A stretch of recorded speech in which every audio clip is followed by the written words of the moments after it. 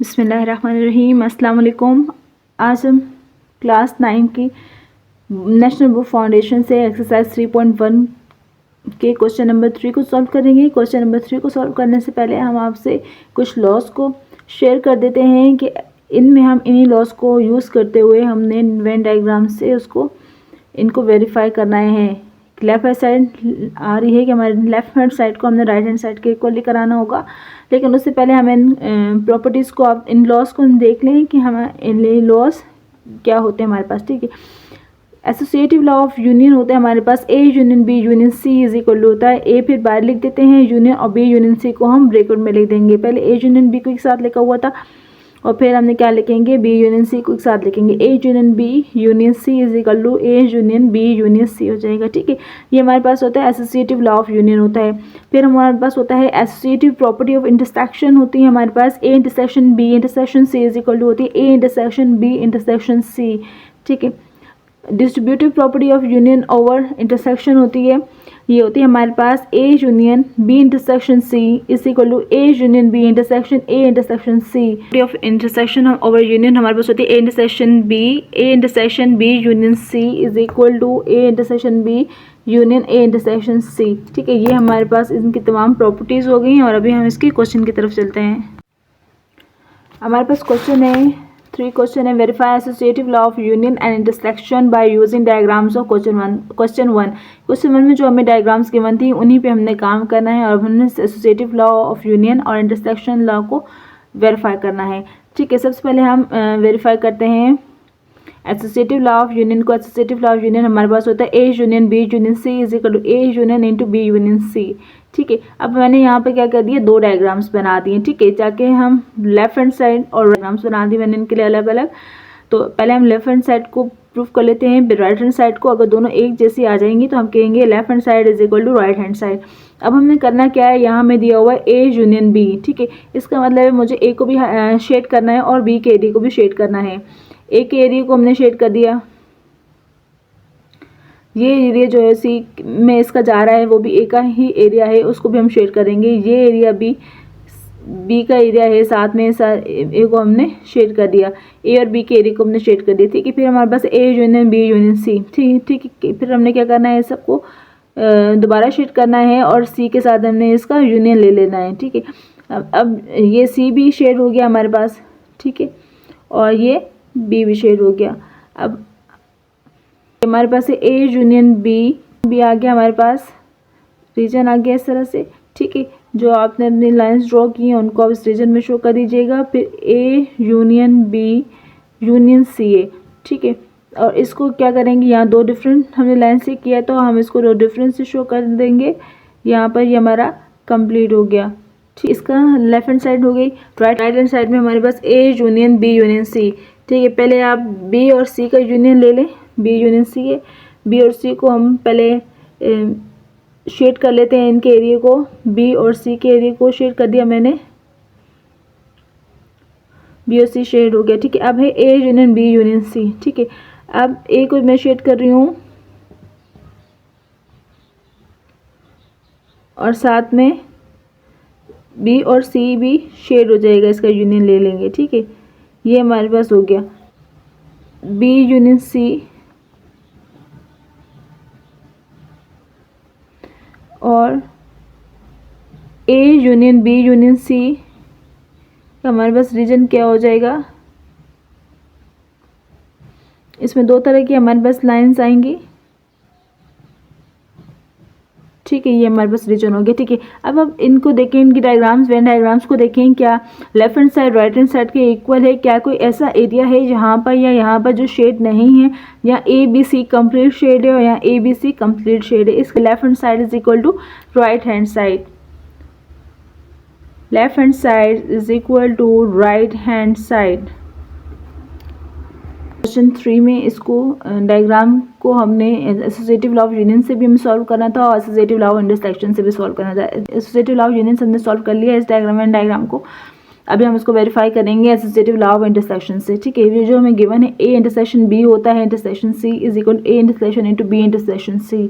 ठीक है, सबसे पहले हमने क्या कर लिया, यहाँ पे मैंने 2 डायग्राम्स बनाने, लेफ्ट साइड के लिए और राइट साइड के लिए। ठीक है, वेरीफाई करने के लिए अब ये हमारे पास डायग्राम है और हमने लेफ्ट हैंड साइड को लेते हैं, ए बी सी है हमारे पास, ए इंटरसेक्शन बी। अब ए और बी का कोई भी कॉमन एरिया नहीं है, कॉमन आपके पास नहीं आ रहा, तो इसको आप शेड नहीं कर सकते। फिर इंटरसेक्शन सी है, जब ए और बी अलग अलग हैं, इनका कोई कॉमन एरिया नहीं है, तो सी इंटरसेक्ट कैसे हो सकता है, सी में कोई भी कॉमन एरिया नहीं हो सकता है इसका, ठीक है।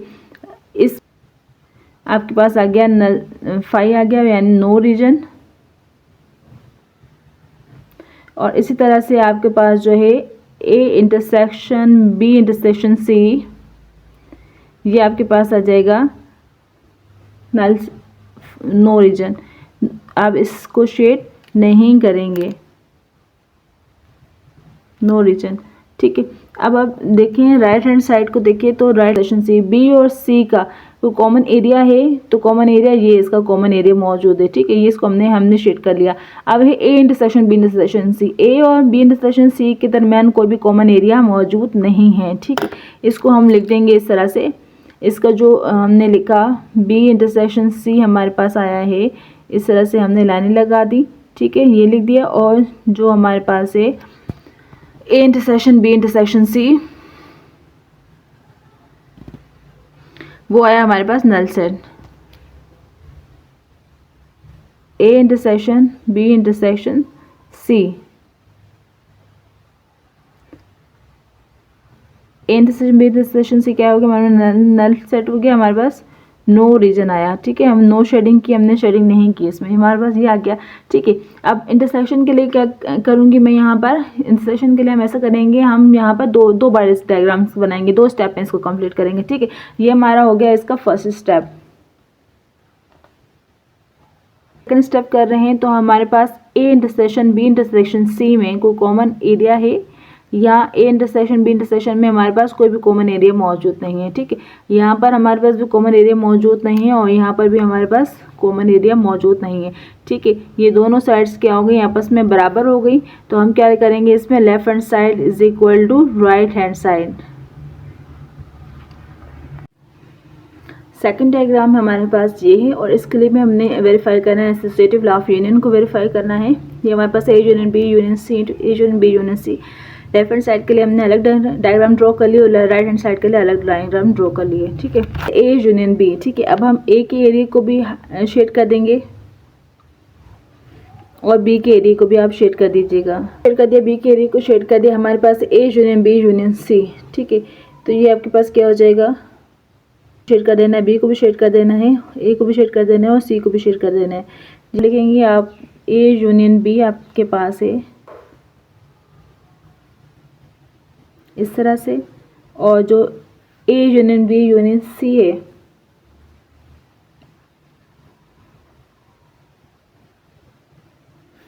उसमें आपके पास 2 तरह की लाइंस आ जाएंगी, एक इस तरह की और एक इस तरह की, ठीक है। अब देखें अपने राइट हैंड साइड को देखिएगा, राइट हैंड साइड है अब बी यूनियन सी है, तो बी और सी के एरिया को आपने क्या करना है, हाईलाइट करना है, ठीक है। बी और सी के एरिया को आपने शेड कर देना है। आपके पास क्या है, A union B union C है, ठीक है। ए को जब आप दोबारा शेड कर दें तो उससे कोई फर्क नहीं पड़ता, ठीक है।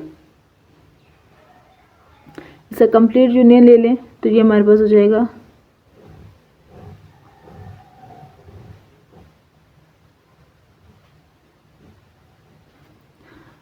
ठीक है। अब ये हमारे पास हो गई, राइट हैंड साइड आ गई। राइट हैंड साइड को आप किस तरह से लिखेंगे, आपके पास बी यूनियन सी किसके बराबर है, और A union B union C आपके पास है, A union B union C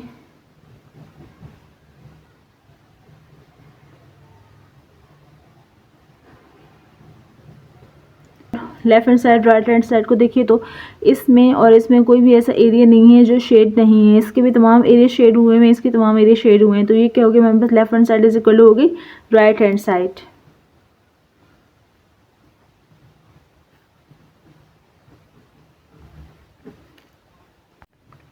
second हमने इसको इसी डायग्राम को एसोसिएटिव लॉ ऑफ इंटरसेक्शन से भी सॉल्व करना है, इसको वेरीफाई करना है। एसोसिएटिव लॉ हमारे पास होता है A intersection B intersection C is equal to A intersection into B intersection C. ठीक है, पहले हम लेफ्ट हैंड साइड को सॉल्व कर लेते हैं। लेफ्ट हैंड साइड में हमारे पास है ए इंटरसेक्शन बी, ए हमारे पास ये है और बी हमारे पास ये। ए और बी के दरमियान भी कोई कॉमन एरिया मौजूद नहीं है। ठीक है, तो हम इसको शेड नहीं करेंगे। ठीक है, और सी जो है, और सी जब ए और बी का कोई कॉमन एरिया मौजूद नहीं है तो सी ए इंटरसेक्शन बी के साथ कैसे कॉमन एरिया हम हाईलाइट करते हैं, हम हाईलाइट नहीं कर सकते। ठीक है, ए इंटरसेक्शन बी में कोई कॉमन एरिया मौजूद नहीं है और सी इसके साथ सी का इंटरसेक्शन बी के साथ कोई कॉमन एरिया मौजूद नहीं है, तो इसको हम हाईलाइट नहीं करेंगे। ठीक है, देखेंगे राइट हैंड साइड में हमारे पास है बी इंटरसेक्शन सी, और जो बी इंटरसेक्शन सी का जो कॉमन एरिया है उसको हम हाईलाइट कर देंगे। ठीक है, हमने इसको हाईलाइट कर दिया और हमारे पास है A intersection B intersection C. A यहाँ पर है और इसका बी इंटरसेक्शन सी के साथ कोई भी एरिया ओवरलैप नहीं हो रहा है। ठीक है, ए बी के साथ नहीं मिल रहा है, ना सी के साथ मिल रहा है, तो ये इसके साथ हम इसको शेड नहीं करेंगे। ठीक है, फिर कर लिया। अब A intersection B intersection C के लिए हम इसके सेकंड डायग्राम को देखते हैं। फाइनल देखिए, ये तो था A intersection B intersection C. ठीक है, ये मजीद शेड नहीं होगा, ये हमारे पास ऐसे ही आएगी डायग्राम। ठीक है, हम इसमें शेड नहीं करेंगे क्योंकि कॉमन एरिया ए सी का कोई भी एरिया ए इंटरसेक्शन बी में हमारे पास नहीं है, कॉमन नहीं है, तो हम इसको शेड नहीं करेंगे सी को मजीद। ठीक है, और यहाँ पर हमारे पास A intersection B intersection C, B intersection C हमारे पास है। जब ए इंटरसेक्शन बी इंटरसेक्शन से फाइनल के लिए हम करेंगे तो हम इसको मजीद शेड नहीं करेंगे, नो शेडिंग। और यहाँ पर भी हमारे पास है नो शेडिंग मजीद। ठीक है, that is equal to right hand side हमारे पास। और इसमें हमने क्या करना है, एसोसिएटिव लॉ ऑफ यूनियन को वेरीफाई करना है। ठीक है, वेरीफाई करना है। ये थर्ड डायग्राम है हमारे पास लॉ होता है A union B union C is equal to A union B union C. सबसे पहले हमने ये लेफ्ट हैंड साइड के लिए डायग्राम हमने ड्रॉ कर लिया, ये राइट हैंड साइड के लिए हमने ड्रॉ कर दिया। ठीक है, लेफ्ट हैंड साइड में हमारे पास है A union B, A union B है, तो आप ए को भी शेड कर दें और बी के एरिया को भी शेड कर दें। ठीक है, हमने ए के एरिया को शेड कर दिया और बी के एरिया को शेड कर दिया। ठीक है, फिर हमारे पास है यूनियन सी, तो हमने क्या कर दिया, सी के एरिया को शेड कर दिया हमने। ठीक है, हमने ए को शेड कर लिया। ठीक है, बी को शेड कर लिया और सी को शेड कर लिया। ठीक है, ये हमारे पास हो गया A union B union C हो गया। ठीक है, अब हमने क्या करना है, यहाँ पर बी यूनियन सी करना है। बी को आप एरिया को शेड कर दीजिएगा, बी के एरिया को शेड कर दिया और सी के एरिया को शेड कर दें। ठीक है, बी और सी का एरिया शेड हो गया। अब हमने क्या करना है, A union B union C करना है। अब आप ए के एरिया को शेड कर दें साथ में। ठीक है, अब ये क्या हो गया, अब इसको आप देखें लेफ्ट हैंड साइड और राइट हैंड साइड के डायग्राम को देखें तो इसमें ए बी सी दोनों तीनों शेड हुए हुए हैं और इसमें भी तीनों एरिया हमारे पास शेड हुए हैं।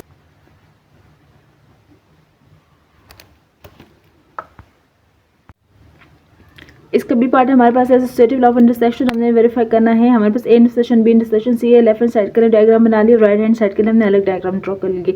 ठीक है, अब हम करेंगे ए इंटरसेक्शन बी को, हम इसमें शेड करेंगे इस एरिया को ए इंटरसेक्शन बी। ये हमारे पास ए और ये हमारे पास बी है।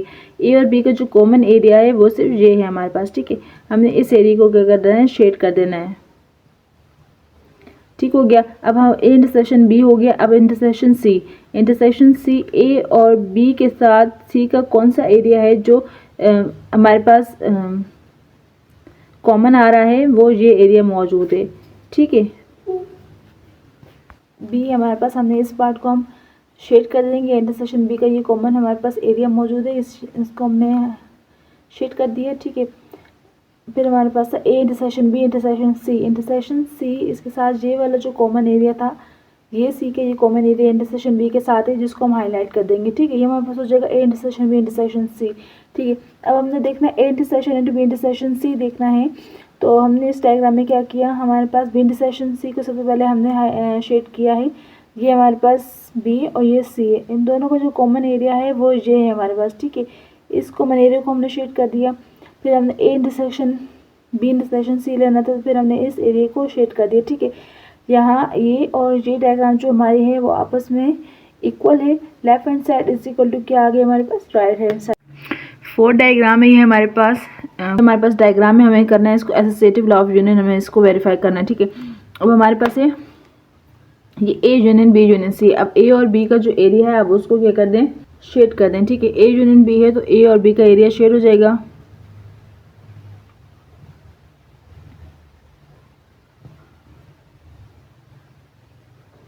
इसको हमने कंप्लीट शेड कर दिया। ठीक है, हमारे पास A union B union C. ठीक है, अब सी है तो सी के साथ हम क्या करेंगे, दूसरी तरह की लाइनें लगाएंगे ताकि हमें आपको डिफरेंस समझ में आ जाए कि ए यूनियन बी को हमने कैसे किया। अब ये हमारा कंप्लीट कैसे हो जाएगा, A union B union C को हमने कंप्लीट शेड कर दिया। ठीक है, ये हमारे पास हो गया A union B union C. अब हमारे पास राइट हैंड साइड को जब हम देखते हैं हमारे पास A union into B union C है, तो हमने क्या करना है, बी और सी को हमने शेड कर देना है, बी और सी के एरिया को हमने शेड कर देना है। ठीक है, अब हमारे पास A union B union C, तो अब हम ए के एरिया को शेड करेंगे और साथ में हम बी के एरिया और सी के एरिया को शेड कर देंगे, ये हमारे पास कंबाइन हो जाएगा। ठीक, तो देखें left hand side right hand side के इक्वल आ रही है, लेफ्ट हैंड साइड में तमाम एरियाज आपके पास शेडेड हैं, यहाँ पर भी तमाम एरियाज शेडेड हैं, तो left hand side is equal to क्या हो जाएगी, right hand side. Left hand side is equal to हो जाएगी हमारे पास राइट हैंड साइड से। जिसको 4 हमारे पास डायग्राम थी उसको हमें लॉ ऑफ इंटरसेक्शन से भी हमें वेरीफाई करना है। वेरीफाई हम कर रहे हैं, A intersection B intersection C is equal to होता है A intersection into B intersection C. ठीक है, सबसे पहले हम क्या करेंगे, ए इंटरसेक्शन बी के एरिया को आपने शेड कर लेना है। ठीक है, ए ये रहा बी ये रहा, इन दोनों का जो कॉमन एरिया आ रहा है वो ये आ रहा है। ठीक है, ए इंटरसेक्शन बी को हमने हाईलाइट शेड कर दिया। अब A intersection B into intersection C. ठीक है, अब सी का ए इंटरसेक्शन बी का कोई ऐसा एरिया नहीं है जो सी के साथ हमारे पास ओवरलैप हो रहा हो, हम उसको कॉमन एरिया में लेकर उसको शेड कर लें। ठीक है, यहाँ पर कोई भी एरिया नहीं है तो हम इसको नहीं करेंगे, नो शेड करेंगे। देन इसके राइट साइड की तरफ देखिए तो हमारे पास है बी इंटरसेक्शन सी, अंदर हमारे पास है बी और सी के दरमियान कोई भी ओवरलैपिंग नहीं है, कोई भी कॉमन एरिया मौजूद नहीं है, बी और सी हम शेड नहीं करेंगे। ठीक है, फिर A intersection B intersection C, तो ए इंटरसेक्शन सी के साथ कॉमन एरिया नहीं है तो हम इसको भी शेड नहीं करेंगे। ठीक है, अब इस डायग्राम की आप फाइनल देख लीजिएगा, फाइनल हम इसको कैसे करेंगे ये। अब जब हम फाइनल लेंगे इसको ए इंटरसेक्शन बी को इंटरसेक्शन सी के साथ, तो हम इसको मज़ीद शेड नहीं करेंगे, नो शेडिंग आ जाएंगी, यहाँ पर भी नो शेडिंग और यहाँ पर भी है नो शेडिंग। ठीक है,